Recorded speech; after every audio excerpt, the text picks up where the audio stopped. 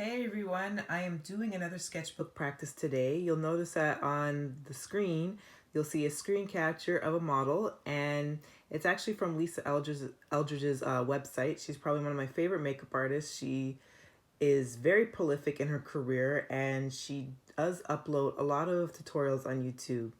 And she just released some makeup today. I was not able to get my hands on what I wanted, and I have to save a lot of my coins because there's a lot of projects I want to do in the future. But I was so captivated by the models I saw on her website that I decided to do a screen capture of one of them and make them the center of my sketchbook practice today. So let me show you what I'm working on for today. So here is my sketch so far. You'll kind of see my landmarkers. So the infamous Andrew Loomis, using the circle and the cross section and just trying to line up the features as best as I can. I'm going to start erasing away the markers and start shading in as best as I can and see what I end up with. I have to say that yesterday's sketch I really liked a lot. So I'm kind of hoping that this one turns out as well as I would like. I'm dealing with some low light today and just haven't turned on the room lights yet, but I'm just going to keep fixing and erasing, and I will show you my progress as I go along, of course, and I will show you my final results. And I'm back. I have the flash on my camera. I just wanted to show you some of my work so far. So a lot of the trouble with portraits with graphite, particularly with the paper that I'm using, which isn't really appropriate paper for graphite.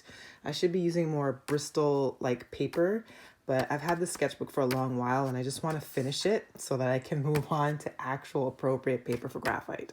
But in any case, with shading, especially if you're doing fairer skin tones, not deeper skin tones, you want to get the highlighted points, and instead of making the whole picture look muddled, you kind of have to work with the shadowed area. So I try to work with the darkest points on the face and try my best not to get the highlights muddled over. But then you also want the detail to show up. And often I find when I film these, you don't really get to see the detail. Not like if you were to actually look at my sketchbook in person. Not to say that my work is that noteworthy as of yet. I mean, I'm still a beginner or trying to be intermediate, trying to get to an intermediate level. But you don't really get to see the shading, and it looks kind of washed out. But yeah, so I'm just trying to build up depth right now, but you can see where the shadows are, and I'm just going to keep working around and start doing the little detail work and do the dreaded eyelashes. Eyelashes are a big annoyance for me personally. And just keep going and see where I get. And here is some more details still. So I took the flash off for this check-in. So you can definitely see a lot more of the shading work and what have you. And now I'm coming to the dreaded point where I'm going to start filling in the eyelashes. But yeah, there it is happening so far. Still gonna fill in some areas here and there. I think I need to do a little bit more shading work around the eyes. There's always where the eye bags are. Well, not really eye bags, but you know where that crease. It's always to find a way to get the blending to look realistic enough to kind of define that area and to kind of bring it out a little bit more so. And just to keep going. But yeah, that's where I'm at. I'm just gonna keep blending, fill in those hairs. The next shot probably will be the final shot, I think. So here is the reference photo once again. I did my voice crack there again. And here is my final result. So not perfect. I will say that it's not perfect, but I actually really like it. I have to say, I really like it. Probably look at it a little bit longer off camera and then think otherwise. But for right now, I'm just gonna say that I like it. And I think it's pretty cool. Let me see how it looks like when I put on the flash. And there it is with some flash. So you can still see, at least from my view, you can still see quite a bit of the shadow detail and work.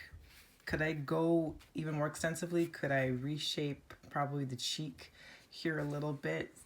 It's kind of a little off from the reference photo, but I still like it enough that I'm going to think of it as a success for today. So I have to say thank you for joining me for today for this sketchbook practice. I appreciate the viewership. I really, really do. And I'm going to just keep showing up as often as I can to do these. I always like to give the disclaimer that I don't do sketchbook practice every single day because sometimes that will get a little exhausting, but I do like how often I show up, and I do find that it helps in fine-tuning and getting better. I do think outside of wanting to get into painting, I might have to start revisiting back some tutorials for proportion's sake, and maybe even getting into drawing the hands and the hair. I always reference how much I find hair difficult to do, and hair is its own beast as far as having to really slow down and take time for it. The hair itself can take up to like 3 hours or so to really do because you have to be very slow, and it's almost like you're doing a strand of hair at a time. It's just much more complex than it looks like. But in any case, thank you for joining me. Hope you have an amazing day. Peace.